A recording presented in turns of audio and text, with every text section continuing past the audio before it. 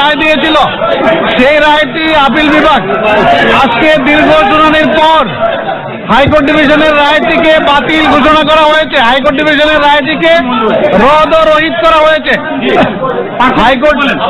High court ডিভিশনের রায়টিকে রদ ও রহিত করা হয়েছে, অর্থাৎ হাইকোর্ট ডিভিশনের রায়টি বাতিল বলে গণ্য হলো। আর যে হাইকোর্ট ডিভিশনের রায়টি অন্য একটা সিপির উপর ভিত্তি করে দেওয়া হয়েছিল, সেই সিপিটাকে অকার্যকর করা হয়েছে রায়কে।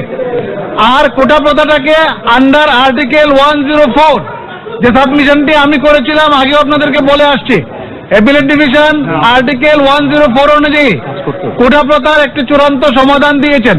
সেই সমাধানটি হচ্ছে বর্তমান প্রেক্ষাপটকে বিবেচনা করে মুক্তিযোদ্ধাদের জন্য 5% থাকবে, সাধারণ কোটা থাকবে 93%, আর 7% কোটা থাকবে। তার মধ্যে 5% হচ্ছে মুক্তিযোদ্ধা, তার সন্তান এবং তার পুত্রদের নাতি নাতনিদের জন্য, আর 1% হচ্ছে নৃগোষ্ঠী যারা রয়েছে, ক্ষুদ্র নৃগোষ্ঠী তাদের জন্য, আর 1% হচ্ছে প্রতিবন্ধী এবং তৃতীয় লিঙ্গ তাদের জন্য। অর্থাৎ টোটাল কোটা হলো 7%, আর মেধায় হলো 93% নিয়োগ পাবে। আন্দোলনরত শিক্ষার্থীরা যে দাবি করে আসছিল সর্বনিম্ন কোটা থাকতে হবে 5%, এর থেকে সর্বোচ্চ সংখ্যা তারা বলে নাই। অ্যাপিলেট ডিভিশন সার্বিক দিক বিবেচনা করে আন্ডার আর্টিকেল 104 সেটাকে 7% নির্ধারণ করে দিয়েছেন এবং সরকারকে বলেছেন 3 মাসের মধ্যে এই সংক্রান্ত গেজেট জারি করে অ্যাপিলেট ডিভিশনে দায়ের করার জন্য 3 মাসের মধ্যে গেজেট করার জন্য বলে দিয়েছেন। এবং ছাত্রছাত্রীদেরকে আহ্বান জানিয়েছেন তারা যেন ক্লাসে ফিরে যায়, শান্তিপূর্ণভাবে ক্লাসে ফিরে যায়। গার্জিয়ানদেরকে আহ্বান জানিয়েছেন তারা যেন তাদের সন্তানকে বুঝিয়ে ক্লাসে ফেরত যেতে বলে, এবং শিক্ষার্থী যারা রয়েছে তারা যেন আদালতের প্রতি সম্মান রেখে তাদের এই আন্দোলন থেকে, আদালতের আদেশের প্রতি সম্মান রেখে তারা তাদের আন্দোলন থেকে সরে যায় এবং আজকেই যেন ঘোষণা দেয় যে তারা আর এই আন্দোলনের সাথে নেই। এবং যে ক্ষয়ক্ষতিগুলি হয়েছে, প্রাণ ঝরে পড়েছে, এই জন্য অ্যাপিলেট ডিভিশন দুঃখ প্রকাশ করেছেন। একটি লম্বা অবজারভেশন অ্যাপিলেট ডিভিশন দিয়েছেন। সেই দিক বিবেচনা করে আজকে যে রায়টি দিয়েছে সেটি একটি ঐতিহাসিক রায়। আমাদের যে কোটা প্রথার প্রচলন চলে আসছিল সেদিকে সংস্কারের একটি ধারা আমি বলবো রেখে আপিলেট ডিভিশন যে রায় দিয়েছেন আমরা বলবো এই রায়টি যেন সবাই মেনে নেন এবং আন্দোলনরত শিক্ষার্থী যারা তারা যেন ঘরে ফিরে যান, তারা যেন শান্তিপূর্ণ পরিবেশ বজায় রাখেন।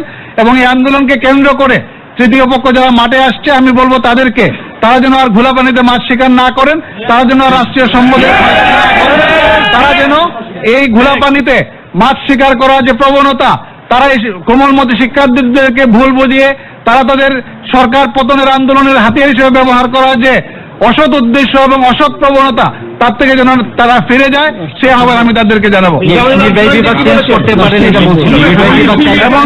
এবং রায়ে এইটিও বলে দেওয়া হয়েছে যেহেতু বিষয়টি পলিসি ম্যাটার, আজকে আলোচনার সবচেয়ে বড় বিষয় ছিল যে বিষয়টি পলিসি ম্যাটার।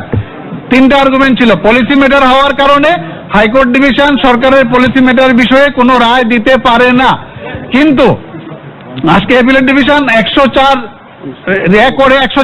ধারাকে অবলম্বন করে যে নির্দেশনা দিয়েছেন সেখানে কিন্তু আবার এক্সিকিউটিভকে বলে দিয়েছেন যে পরবর্তীতে তারা ইচ্ছা করলে কোটা পরিবর্তন এবং সংস্কার করতে পারবে। এই রায় কোনো বাধা হয়ে দাঁড়াবে না।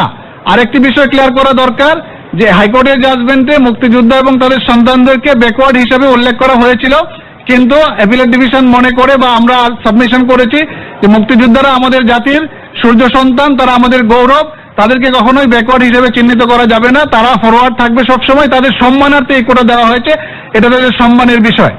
আর অন্য যারা পেয়েছে তারা তাদের রাইট হিসেবে সংবিধানের আর্টিকেল 28, 29, 14 অনুযায়ী যেভাবে প্রটেক্ট করতে বলা হয়েছে সরকার সেভাবে তাদের রাইট এবং তাদের ইন্টারেস্টটাকে প্রটেক্ট করবে। অনগ্রসর না এটা বলছিলেন। এবং নিহতের যে ঘটনা হয়েছে সেই ঘটনার তদন্তের কথা বলা হয়েছে। মাননীয় বিচারপতি খন্দকার দিলুরুজ্জামানকে প্রধান করে যে সুপ্রিম কোর্টের বিচারপতি, উনি হাইকোর্ট ডিভিশনের বিচারপতি, ওনাকে প্রধান করে যে তদন্ত কমিটি গঠন করা হয়েছে প্রত্যেকটা মৃত্যুর ঘটনা নিরূপণ করে কারা দোষী আছে সেইটা উনি নিরূপণ করবেন, নিরূপণ করে একটা রিপোর্ট যথাসময়ে সাবমিট করবেন বলে আদালত আশা প্রকাশ করে। তদন্তে সরকারকে সহযোগিতার কথা বলা হয়েছে এবং তদন্ত কাজে সরকারকে সহযোগিতা করার জন্য অ্যাপিলেট ডিভিশন বলে দিয়েছে। সার্টিফাইড কপি আমরা দ্রুতই পেয়ে যাব, বিশেষ করে অপারেটিভ পার্টের সার্টিফাইড কপি আমরা এক সপ্তাহের মধ্যে বা তারও কম সময় 2-3 দিনের মধ্যে পেয়ে যাব। পুরো জাজমেন্ট পেতে আমাদের একটু সময় লাগবে। বাংলাদেশের কোটা সিস্টেম এখন খুবই পরিষ্কার। 93% সাধারণ কোটা, 5% মেধাবী কোটা বা সাধারণ কোটা আমরা যেটা বলি, আর 5% মুক্তিযোদ্ধা, তার সন্তান, তার নাতি নাতনি, আর 1% ক্ষুদ্র নৃগোষ্ঠী, আর 1% হচ্ছে প্রতিবন্ধী এবং তৃতীয় লিঙ্গ। কিন্তু সরকারকে যে স্বাধীনতা দিল সেটাতে তো এই 93% যে মানতে হবে সেটা তো বাধ্যবাধকতা নাই। না, এটা হলো পরবর্তীতে পরিবেশ পরিস্থিতি বিবেচনায় যদি সরকার মনে করে, যেহেতু এটা পলিসি ডিসিশন, এটা কিন্তু কোনো কিছুকে সামনে রেখে না, শুধুমাত্র পলিসি ডিসিশনটা সরকারের হাতেই থাকতে হবে, এই জন্যই সরকারের হাতে এই জিনিসটা রাখা হয়েছে। আর বর্তমান পরিস্থিতি বিবেচনা আন্ডার আর্টিকেল 104 অ্যাপিলেট ডিভিশন এই সিদ্ধান্ত প্রদান করে। আপিল বিভাগ যে পার্সেন্টেজ ঠিক করে দিলেন সেটা পারেন কিনা আপিল বিভাগ? আপিল বিভাগ 104 আপিল বিভাগ বলে দিয়েছে 100 করে কমপ্লিট জাস্টিস বলতে যেটা বুঝেন মঞ্জু ভাই, এটা ক্লিয়ার করেন। সেটা আপনার আপিল বিভাগের আছে। 104 হলো আপিল বিভাগের কমপ্লিট জাস্টিস। আপিল বিভাগ রায়ে স্পষ্ট করে বলে দিয়েছেন যে বর্তমান প্রিভেলিং সিচুয়েশনে to do complete justice under article 104 of the constitution, exactly এই কথাটা অ্যাপিলেট ডিভিশন বলেছেন। তারা এই কোটার জায়গাটাকে নির্ধারণ করে দিয়েছেন এবং যে দাবিগুলি ছিল উভয় পক্ষ থেকে সংস্কারের, এবং উনি হাস্যরসাত্মকভাবে এটাও বলেছিলেন বা ইনভাইট করেছিলেন যারা আর্গুমেন্ট করার জন্য শিক্ষার্থীর পক্ষ থেকে, তারাও এই আর্গুমেন্টে করেছে তারা সংস্কার চায়, আমিও বলেছি সংস্কার চাই। সুতরাং এই সংস্কার চাওয়ার প্রেক্ষিতে উভয় পক্ষের যেহেতু এখানে একটা সিমিলার জায়গা তৈরি হয়েছে, অ্যাপিলেট ডিভিশন সেটাকে অ্যাকসেপ্ট করে নিয়েছেন এবং এই রায়টি আদেশের শুরুতে কিন্তু বারবার চিফ জাস্টিস যারা কোটা সংস্কারের সাথে যুক্ত আন্দোলনের সাথে তাদেরকে খুঁজছিলেন, এর আগেও কিন্তু তাদেরকে কথা বলার সুযোগ দেওয়ার কথাও বলা হয়েছিল। উনি কেন খুঁজছিলেন তাদের? যেহেতু তারা ইন্টারেস্ট প্রকাশ করেছিল, এর আগেও বলেছিলেন এবং সকালবেলায় কয়েকজন বলেছিল তারা আসবে আদালতে, এই কারণে উনি খুঁজেছিলেন, সকালবেলায় পারমিশন চেয়েছিলেন।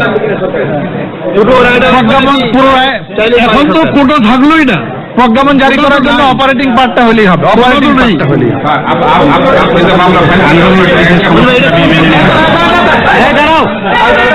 এটা কোন ক্ষেত্রে প্রয়োগ হবে? সর্বক্ষেত্রেই প্রয়োগ হবে। এইটা সরকারি প্রতিষ্ঠান, স্বায়ত্তশাসিত প্রতিষ্ঠান, আধা সরকারি প্রতিষ্ঠান, আধা স্বায়ত্তশাসিত প্রতিষ্ঠান, সকল ক্ষেত্রে এই রায়টি প্রযোজ্য হবে। অর্থাৎ আগে যেটা নবম থেকে 13তম গ্রেড, এইটা এবং নবম থেকে 13তম গ্রেড, নবম থেকে 13তম গ্রেড, 13র পরে যেগুলি আছে সেগুলি যেভাবে আছে সেভাবেই থাকবে, যেভাবে আছে সেভাবে।